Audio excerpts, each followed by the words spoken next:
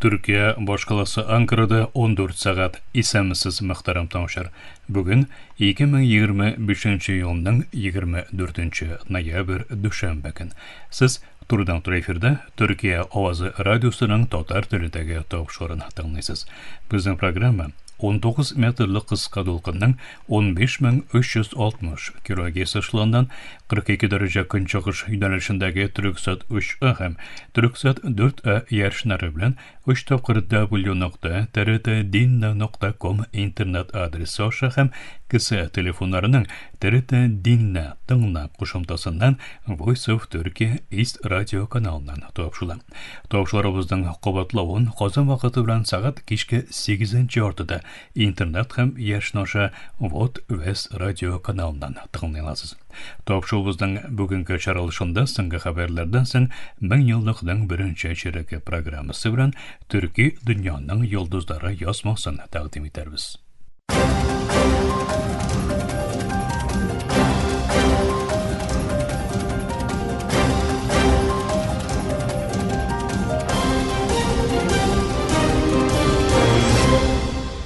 Türkiye avazı dolkunlarında соңгы хәбәрләр.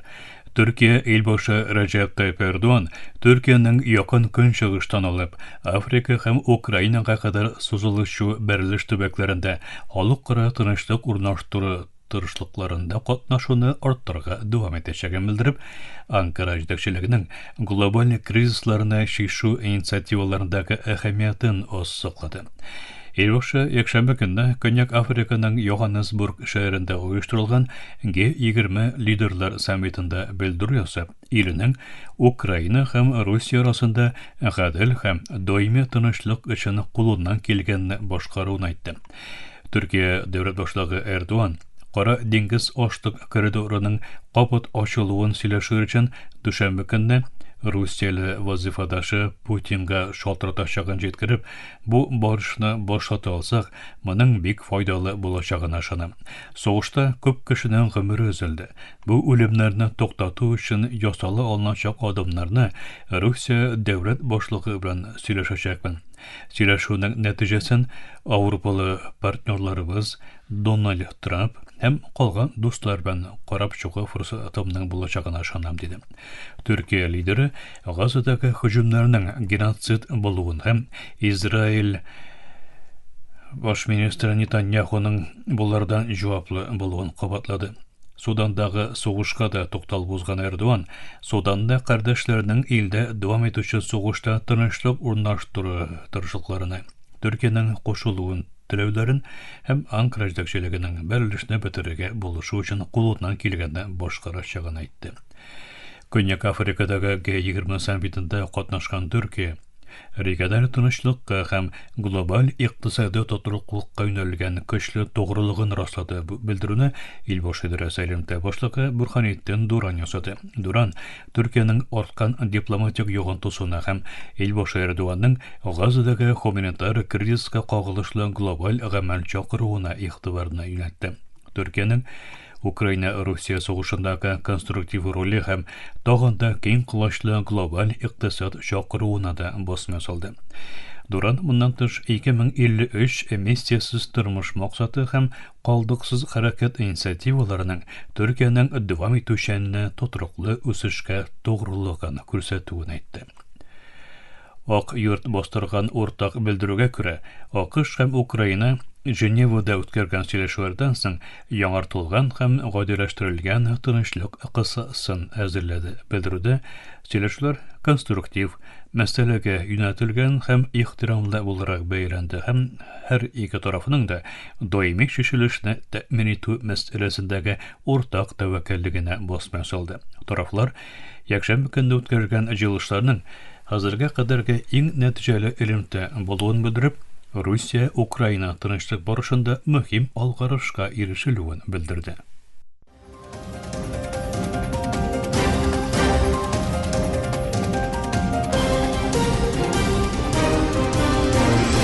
Төркия авазы долкыннарында соңгы хәбәрләр тыңлыйсыз.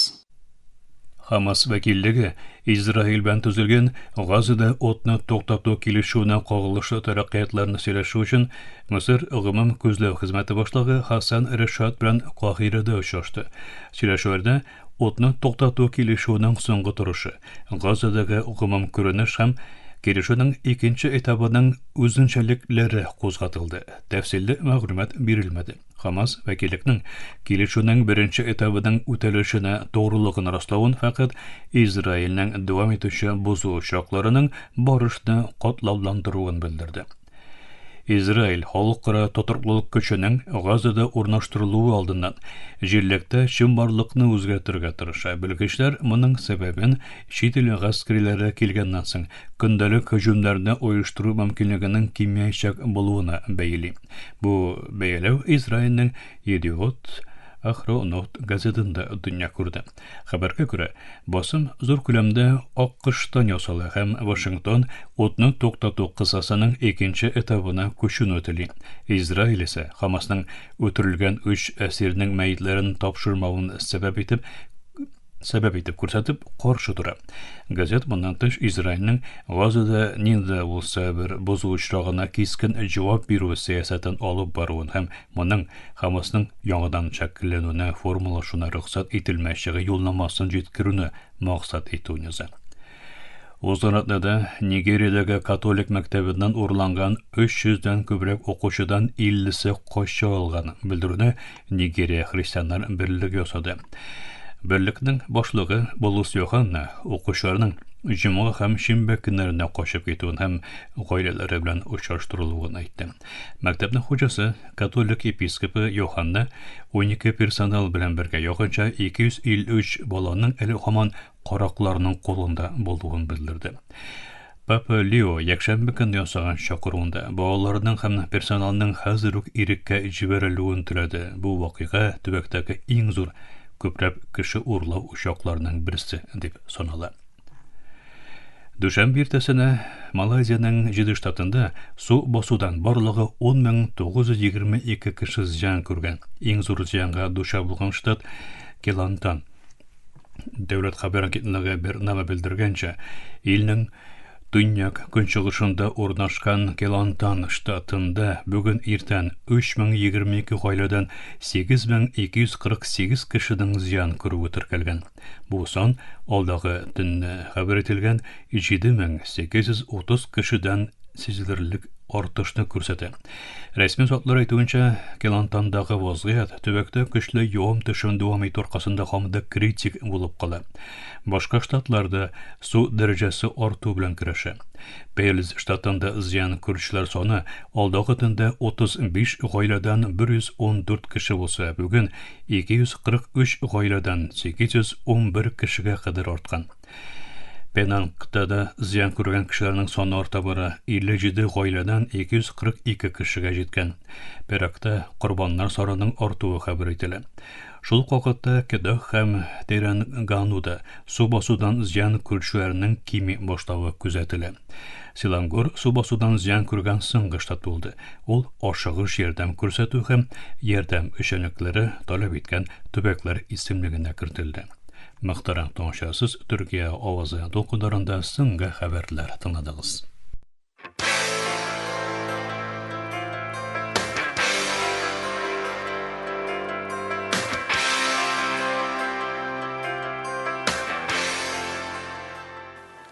Мөхтәрәм тыңлаучылар, 24 ноябрь көнне Төркиядә укытучылар көне билгеләп үтелә. Укытучылар җәмгыятьне укытып өйрәтүгә үзләреннән зур өлеш кертә.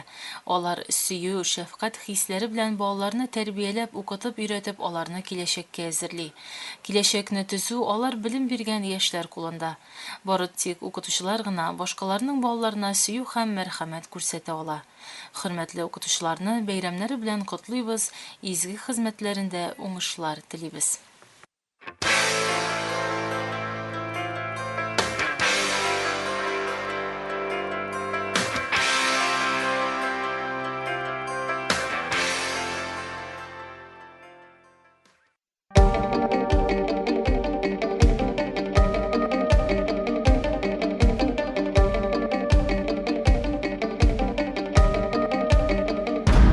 Türkiye Ovazı Radyosu her vaqtdagıcha yanıqızda.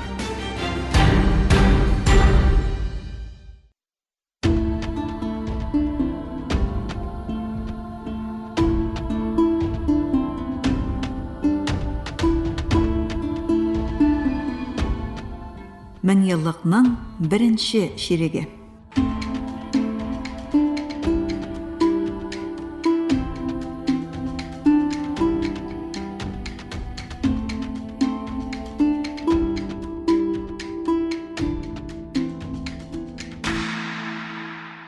Гасырлар буе дәвам иткән колониализм вакытында тыныч халыктан миллионлаган кешенең гомере өзелгән.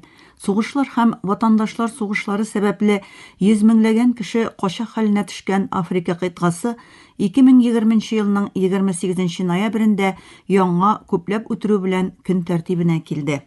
Эфиопия армиясе илнең төньягындагы Кораллы төркемгә каршы башлаткан хәрби хәрәкәткә яклау күрсәткән Эритрия армиясе әлеге төркем контролендәге тарихи Аксум шәһәрен басып алу белән башланган күпләп үтерү 2 көн дәвам итте.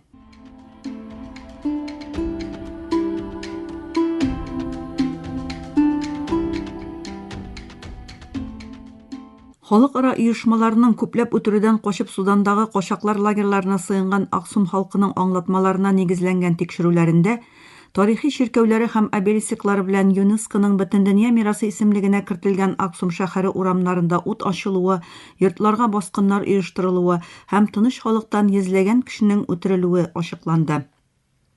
Аксум вакыйгасында үлүчеләр саны бер кайчанда төгәл генә билгеләнә алмады, ләкин тыныч халыктан 700дән артык кешенең гомерен югалтуы фаразлана. Шәһәрдәге 2 тарихи чиркәүнең бакчасы да күмәк зиратка әйләнүе ачыкланды.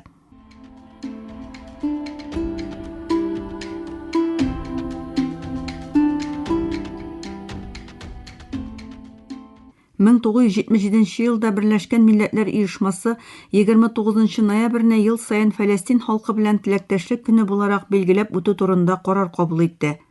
1947 елда Фәләстин җирләрендә 2 аерым дәүләт, Израиль һәм Фәләстин оешуын искә алу өчен кабул ителгән бу карар БМУ офисларында төрле чаралар белән билгеләп үтелә. Ләкин шул вакыттан бирле карарның Израильнең фәләстинлеләргә карата геноцид һөҗүмнәрен туктатуда бернинди йогынтысы юк.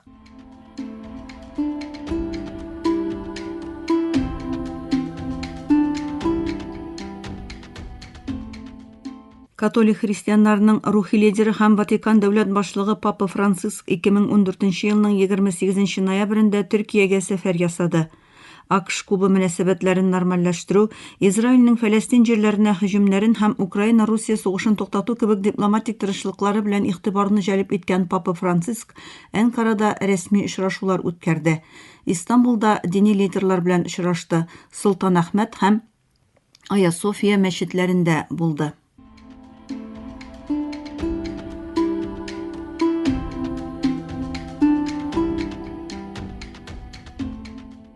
2017 елның 24 ноябрендә Мисырның Әл-Ариш шәһәрендәге Әл-Равда мәчетенә оештырылган һөҗүм бөтен дөньяны тетрәндерде. Әл-Каида террор оешмасы әгъзалары тарафыннан җәмәгать җомга намазы укыганда башкарылган бомбалы һәм кораллы һөҗүмдә тыныч халыктан 300дән артык кеше һәлак булды, 100дән артык кеше яраланды. Мисырның заманча тарихындагы иң зур канлы вакыйгада 30га якын террорчының катнашуы, мәчет эчендә намаз укыган кешеләргә башта ишекләр һәм тәрәзәләрдән ут ачылуы, соңыннан исә бомба ыргытылуы ачыкланды.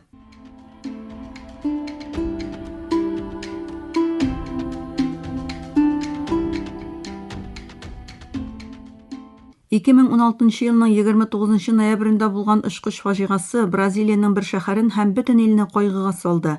Бразилиянең танылган футбол командасы Шапекоэнсыны Колумбиядә узган Көньяк Америка Кубогы финалына алып барган очкыч Колумбияның Медельин шәһәре янындагы таулы җирлеккә килеп төште. Очкычта булган 81 кешедән 76-сы һәлак булды һәм нибары 5 кеше, шуларның 3-се футболчы, исән калды. Казадан соң финалдагы көндәшенең үтенече нигезендә Шапекоэнсы Көньяк Америка Кубогы чемпионы дип игълан ителде. Ләкин фаҗиганың тәэсиреннән котыла алмаган клуб 3 елдан соң Бразилиядагы түбән лигага төште.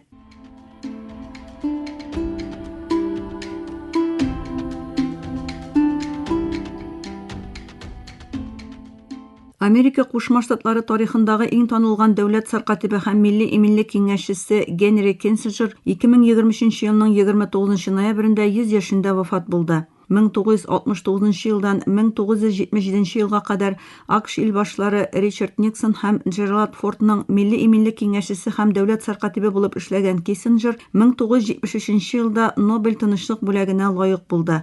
АКШ-Кытай мөнәсәбәтләрен йомшартуда зур роль уйнаган Киссинджер лаеклы ялга киткәннән соң Кытай һәм халыкара мөнәсәбәтләр турында күп санлы китап язды.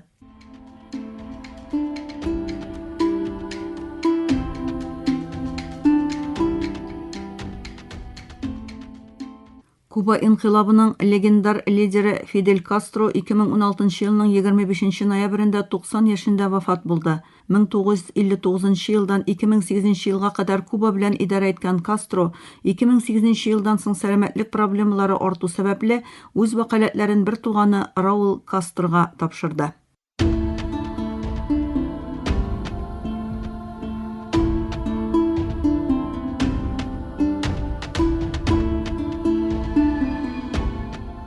Мең еллыкның беренче ширеге.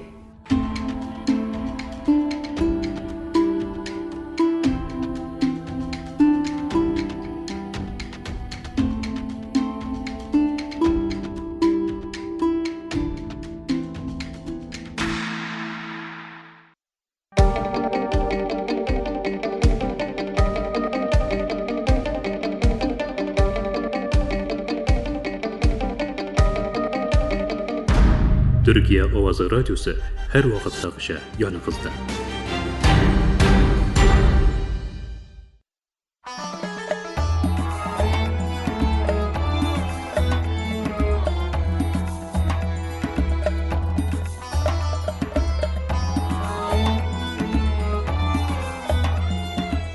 Türkiye dünyanın yıldızları.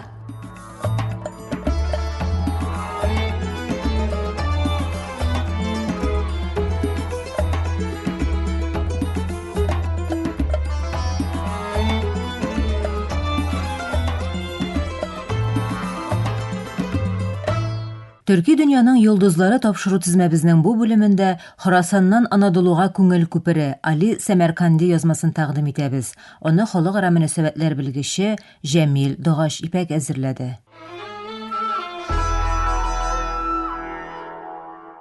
Али Сәмәрканди исеменнән дә аңлашылганча Сәмәркандтан чыккан. Хорасан һәм Маваран нәһер үзәнлекләрендә үскән һәм укыган Сәмәрканди мәдрәсә гыйлемен һәм суфыйчылык зирәклеген берләштергән белем алган. Ул шул чордагы киң таралган ышану мәктәп структурасына туры китереп, Имам Матуриди юлын һәм гамәлдә Хәнәфи мәктәбен кабул итеп, төрек ислам традициясенең төп юнәлешенә тугры кала. Яшь чагында ул Урта Азияның Сәмәрканд һәм Бохара кебек фәнни үзәкләрендәге бөек галимнәрдән дәресләр алган һәм эзотерика буенча белемнәрен тирәнәйткән. Шулай да ул галим генә булып калмый, үзенең йөрәген суфыйчылык нуры белән тутыра. Бу җәһәттән Али Сәмәрканди күп кенә Хорасан изгеләре кебек суфый да, галим да булган икеләтә исемгә ия шәхесләрнең берсе иде. Тамырлары Төркстан далаларында формалашкан бу көчле шәхес шулай ук аның төрек милләтенә тугрылыгы һәм хезмәткә мәхәббәте белән дә тукланган. Монгол яуларыннан соң Али Сәмәрканди күп кенә төрек дәрвишләре һәм галимнәре кебек тынычрак җирләр эзләп көнбатышка юнәлгән. Ул Анадолуга як басканда 15-нче гасыр була. Сәмәрканди 1428 еллар тирәсендә Әнкарага юл тота. Риваятләргә караганда, ул җилгә аткан 3 аяк Ябанабад җиренә төшә. Бу хәзерге вакытта Әнкараның Шамлы дәрә районы. Әлегә рухи билгегә ярып, Сәмәрканди Шамлы дәрәнең ташландык почмагында урнаша. Ул анда дәрвиш йорты булдыра һәм Анадолуда рухи җитәкчелек миссиясен башлый. Али Сәмәрканди юлы аерым һәм төркиләргә хас суфыйчылык мәктәбе дип санала.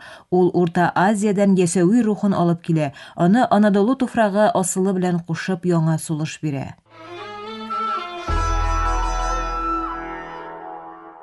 Али Самарканди үзенең белеме һәм зирәклеге белән халыкка йогынты ясаган. Ул үз заманының хакимнәре һәм дәүләт эшлеклеләренең хөрмәтен генә түгел, халыкның күңелен дә яулаган. Аның тыйнак яшәү рәвеше халыкка хезмәт итү, Аллаһка хезмәт итү принцибының чын гәүдәләнеше була. Риваятлар буенча ул 18 халифны укыткан һәм дистәләгән 1000 кешегә юл күрсәткән. Аның байлык күңел канәгатьлегендә кебек сакланып калган киңәшләре безгә матди амбицияләрдән качарга һәм канәгать булырга киңәш итә. Ният яхшы, нәтиҗә яхшы дигән мәшһүр сүзе белән ул барыбызга да берәр эшкә керешкәндә яхшы ниятләрнең милләт һәм ил өчен файдалы нәтиҗәләр бирүен искә төшерә. Али Самарканди Әхмәт Ясәвидән алып Хаҗи Бәктәши Вәлигә кадәр сузылучы төрек суфичылыгы традициясендә уникаль шәхес.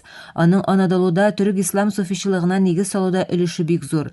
Бүген Чамлы-Дәрәдә кабере урнашкан Али Самарканди төрекләрнең исламны аңлавын формалаштыруда һәм җәмгыятьнең рухи ныклыгын арттыруда төп роль уйный. Аның тәгълиматлары милләтнең бердәмлеген ныгытучы кыйммәтләргә тулысынча туры килә. Самаркандиның юлламалары тел яки рух нигезендә бернинди дискриминацияны үз эченә алмый. Шулай да ул оста итеп төрекләрнең күңеленә үтеп керә. Аның ватанпәрвәрлек, юмартлык, батырлык һәм туганлык кебек сыйфатларга басым ясаган киңәшләре аслында төрек традицияләре һәм ислам нурының кушылмасы.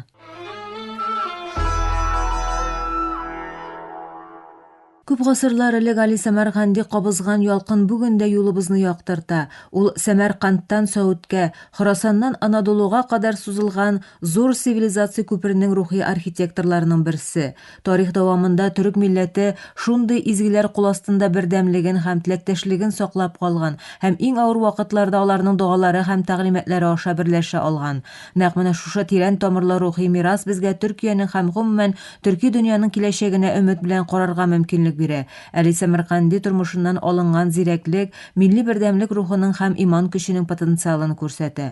Анадолуны ватаны иткән рухының асылы Али Самарканди кебек йөрәкле кешеләрнең хезмәтендә ята. Әгәр төрекләр бүген ирекле милләт буларак горурлык белән яши икән, бу өлешчә шул изгеләр кабызган утлар юлларын яктыртканга. Үткәннән мирас итеп алган бу рухи мирас белән киләчәккә атлаганда, без һәр эшне саф йөрәк белән башларга, ният яхшы, нәтиҗә яхшы дип әйтергә һәм бердәмлегебезне дәвам итәргә өйрәнергә тиеш. Мөхтәрәм тыңлаучылар, игътибарыгызга халыкара мөнәсәбәтләр белгече Җәмил Дугашипәкнең Хорасаннан Анадолуга күңел күпере Али Самарканди язмасын тәкъдим иттек.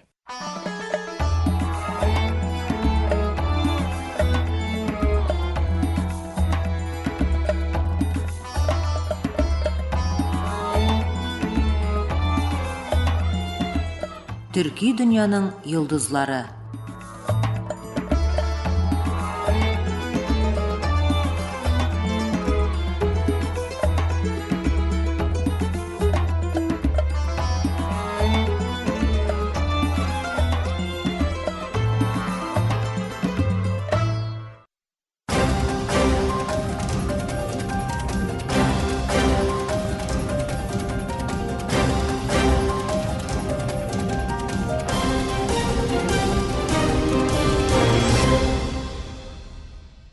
Мөхтәрәм тыңлаучылар, Төркия авазы радиосының татар телендәге тапшырулары шушының белән ахырына якынлашты. Тапшыруларыбызны Ярчан, интернет һәм кесә телефоннарының ТРТ динне кушымтасы аша тыңлыйларсыз. Безнең программа һәр көн Төркия һәм Казан вакыты белән көндезге сәгать 2дә 19 метрлы кыска толкынның 15360 кГц эшлегендә. Төрксат 3А һәм Төрксат 4А ярышны белән www.trtdinna.com интернет адресы аша вот из радио каналыннан тапшыла.